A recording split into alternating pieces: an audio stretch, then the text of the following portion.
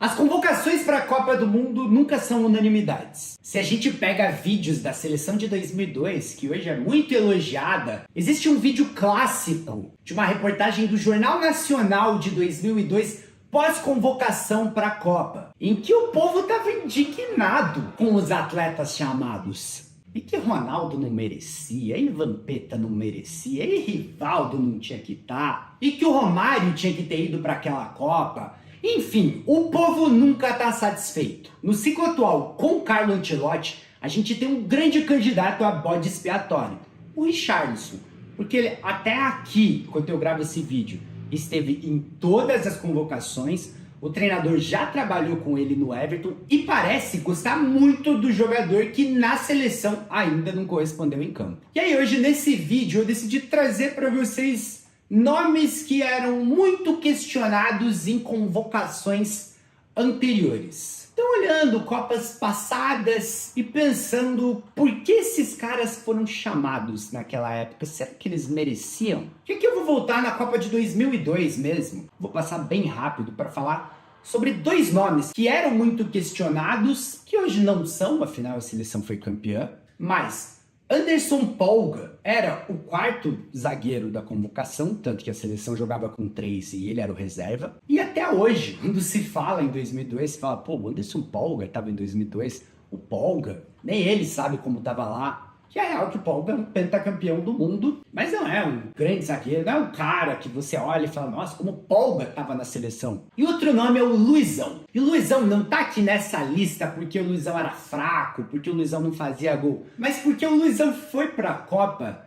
deixando de fora o Romário, o que foi motivo de grande polêmica naquela época. O povo queria o Romário, mas o Filipão bateu o pé que ele não levaria o Romário. No fim das contas, ele estava certo, já que ele foi campeão. Mas, caso ele não vencesse aquela Copa, provavelmente, até hoje, seria muito cobrado por ter deixado o baixinho de fora. Avançando um pouquinho no tempo, a gente chega na Copa de 2006, e a real é que a convocação de 2006 não tem tanta polêmica. O Brasil chega para aquela Copa campeão do mundo, tendo vencido Copa América, Copa das Confederações, direito à goleada na Argentina na final, quadrado mágico no ataque, reservas promissores, e a convocação era ok. Você pode dizer que o Ricardinho estava naquela Copa? Pois é, o Ricardinho estava em 2002 e o Ricardinho estava em 2006, mas a convocação dele na época foi normal, nunca foi tratado como nada fora do comum. E aí a gente chega em 2010, e 2010 é cheio de polêmica, por nomes que ficaram de fora e por nomes que foram. Então quando a gente fala dos nomes que foram para a Copa, o Dunga tinha um grande problema quando ele treinou a seleção nesse ciclo. E o problema não eram os resultados em campo, porque ele foi muito bem. Ele também vence a Copa América em 2007, ele também vence a Copa das Confederações em 2009. Porém, o Dunga não sabia renovar o seu grupo. Ele não conseguia abrir mão de jogadores que foram importantes para ele em algum momento do ciclo. Então a gente começa aqui com o primeiro nome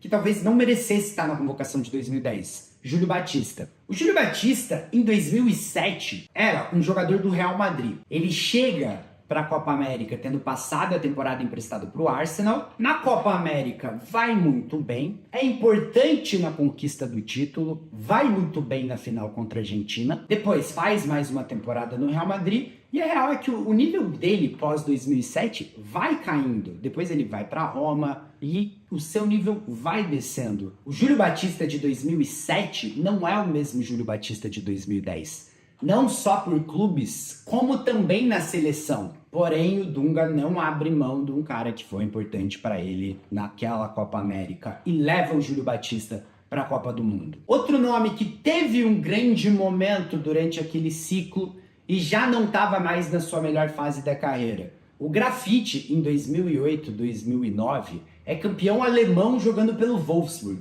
E jogando muito, formando uma dupla de ataque sensacional com o Edin Dzeko. O time foi a sensação do campeonato, vence o título, com direito a um Grafite fazendo um gol antológico contra o Bayern. Só que a real é que no ano seguinte o nível dele também cai. A real é que na seleção ele nunca foi aquele jogador do Wolfsburg. É um cara de uma grande temporada em meio a uma carreira em que ele é um bom atacante, talvez não de nível de seleção, mas o Dunga leva ele para a Copa. Para mim, o nome mais bizarro da convocação de 2010 é o Michel Bastos. E eu vou falar, não é pelo nível do Michel Bastos, é pela posição do Michel Bastos. O Michel Bastos é convocado para a Copa do Mundo de 2010 como lateral esquerdo. E ele surgiu no futebol brasileiro como um lateral esquerdo. É assim que ele se destaca por aqui e é vendido para o Lille da França. Só que ele se torna um ponta na França, um ponta direita. O Michel Bastos vai à Copa como lateral esquerdo, sendo que ele já não jogava nessa posição há um bom tempo. Era um cara que nunca foi um grande lateral marcando, era um cara que estava adaptado a jogar do outro lado do campo, na outra ponta. Então você pega um cara que está jogando aqui no campo e você traz ele para jogar aqui. Uma loucura. E como eu disse do Júlio Batista, que o Dunga parecia ter um sentimento de gratidão e que ele não conseguia se desligar do jogador, o que dizer da convocação do Kleberson? O Kleberson é aquele jogador que é campeão mundial em 2002, fazendo uma grande Copa do Mundo, ganhando a posição no meio da Copa, merecidamente, fazendo uma grande Copa. É vendido para o Manchester United, apresentado junto com o Cristiano Ronaldo, sendo a estrela da apresentação, e que não tem uma carreira à altura do que ele parecia que teria, mas tem uma boa carreira. E que volta para o Brasil e em 2009 defendia o Flamengo, e vinha em um bom momento no Campeonato Brasileiro. Tanto que ele é convocado para a seleção brasileira pelo Dunga. Só que em um amistoso contra a Estônia, ele se machuca, ele sofre uma luxação no ombro, que o tira de ação pelo resto do ano. Ou seja, o Flamengo foi campeão brasileiro daquele ano sem ter o Kleberson no resto da temporada. Ele só volta a jogar em 2010. E mesmo com o Dunga tendo trabalhado praticamente nada com ele, decide convocar o jogador para a Copa do Mundo. E a impressão que fica é, meu Deus, eu te convoquei, você se machucou e perdeu a temporada. Ah, como dívida eu vou te levar para a Copa. E o grande problema dessas convocações é que a seleção precisou, em determinado momento, de jogadores que pudessem mudar o rumo da partida naquela derrota da Holanda que custou a eliminação na Copa. E aí, quando você olhava para o banco, você não tinha opções, você tinha Júlio Batista, Grafite, Kleberson, sendo que ficam de fora daquela Copa Neymar, Ganso, Ronaldinho, que vivia um bom momento no Milan. Na lateral esquerda, você tinha o Marcelo, jogador do Real Madrid. Mas enfim, é passado, não há o que fazer. A gente passa para a Copa de 2014, a Copa do 7-1. Será que existem nomes que poderiam não ter ido para aquela Copa? Eu acho que o primeiro nome que muita gente vai falar é o Bernard, alegria nas pernas. E pô, olhando hoje, 12 anos depois, vendo que a carreira do Bernard não foi aquilo que parecia que ia ser, é fácil. A real é que não era tão errado assim o Bernard tá naquela Copa. Até porque não existiam outros pontas se destacando tanto assim naquele momento, a ponto da gente deixar o Bernard de fora. Mas a gente pode questionar a convocação do Henrique. O Henrique é convocado pelo Felipão, talvez por uma preferência pessoal. O Felipão trabalhou com ele no Palmeiras, foi campeão da Copa do Brasil em 2012 e leva para a Copa do Mundo Thiago Silva, Davi Luiz e Dante, jogadores que jogavam em times do mais alto nível, e o Henrique, que naquele momento tinha sido vendido para o Napoli, mas que não era um zagueiro desse nível, deixando de fora um cara como o Miranda, por exemplo. E algumas coisas parecem bem simples, né? Tá, isso aí não mudou, era o quarto zagueiro. Mas, vamos lá, 7-1. Thiago Silva estava suspenso. Thiago Silva era nosso zagueiro pela direita, enquanto o Davi Luiz era o nosso zagueiro pela esquerda. Esse era o desenho que o Brasil jogava. Quando o Thiago Silva sai, você geralmente vai colocar o zagueiro pela direita. Ou seja, vai entrar o Henrique? Não. O Felipão desloca o Davi Luiz para a direita e entra o Dante. Se o teu zagueiro fosse o Miranda, certamente o Miranda jogaria e o Davi Luiz continuaria na posição dele. Enfim, será que o 7-1 teria sido evitado? Não sei, provavelmente não, mas fica claro que ele levou um zagueiro que não tinha nível e que ele nem confiava tanto assim, porque quando ele precisou de um zagueiro pela direita, ele preferiu deslocar o outro do que colocar quem ele tinha no banco. Outro nome que em 2014 vai para a Copa vivendo um bom momento no Brasil, ou pelo menos vivia em 2013, mas que custa muito caro. Por dois motivos. Porque ele deixa de fora da seleção brasileira e deixa em definitivo. E porque também, mesmo no momento muito ruim do titular da seleção, ele não jogava. O Jô.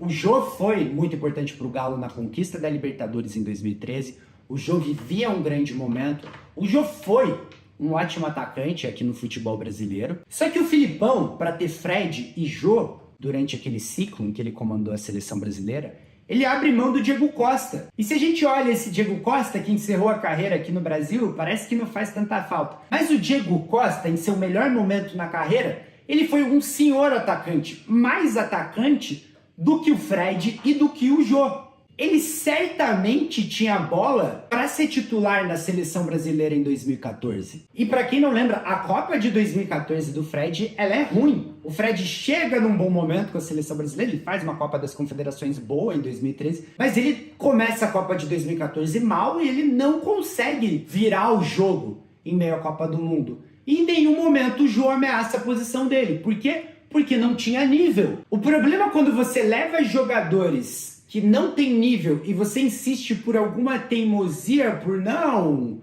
eu gosto do estilo, em algum momento eu posso usar, é que se o titular vai mal, você não tira o titular. E Copa do Mundo, se o cara tá mal, ele não tem uma temporada toda para virar o jogo. São 7 jogos. E esse tipo de erro acaba custando caro. Chegamos à Copa de 2018. Aqui existe uma escolha bem questionável do Tite. Eu só acho que dá para relevar que ele era o reserva, ele era o último reserva na posição, e assim, ele jogava na posição do Neymar, então ele nunca ia entrar, que era o Tyson. Ninguém sabe por que o Tyson foi para a Copa de 18, talvez o Tyson não saiba porque ele foi para a Copa de 18, mas a convocação do Tyson não custou nada para a seleção brasileira. Acho que o erro ali foi outro. Não é assunto do vídeo, isso fica para outra hora discutir o que poderia ter sido feito diferente em 2018. E o erro talvez ali não fosse na convocação. E aí a gente chega à última Copa de 22, onde eu acredito que os dois nomes mais questionáveis foram Daniel Alves, muito pela idade. Então, Daniel Alves já tinha 39 anos, ele já havia passado pelo São Paulo, não foi uma grande passagem, voltou ao Barcelona, no momento da Copa do Mundo estava no Pumas do México, e acho que a convocação dele ela é mais fruto daquele problema crônico das nossas laterais que a gente vive, talvez desde que o Daniel Alves entrou em decadência, então a gente não consegue um lateral direito do mesmo nível dele. E o Fred também era um jogador muito questionado. E o Fred, que muita gente questiona, no fim das contas ele está envolvido no lance do gol da Croácia. Então o Brasil tem a bola, o Pedro tenta lançar o Fred sai em disparada, o Gvardiol acaba ganhando a bola dele, e aí o Fred ainda tenta pressionar para recuperar a bola, desfalcando